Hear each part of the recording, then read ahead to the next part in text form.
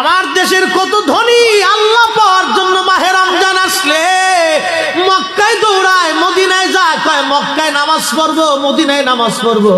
1 রাকাত নামাজে 1 লক্ষ রাকাতের সওয়াব, 1 রাকাত নামাজে 50,000 রাকাতের সওয়াব। উমরা করে মক্কায় কাটায় সময় মদিনায় কাটায়, মক্কায় কোরআন খতম দিতে চায়, মদিনায় কোরআন খতম দিতে চায়।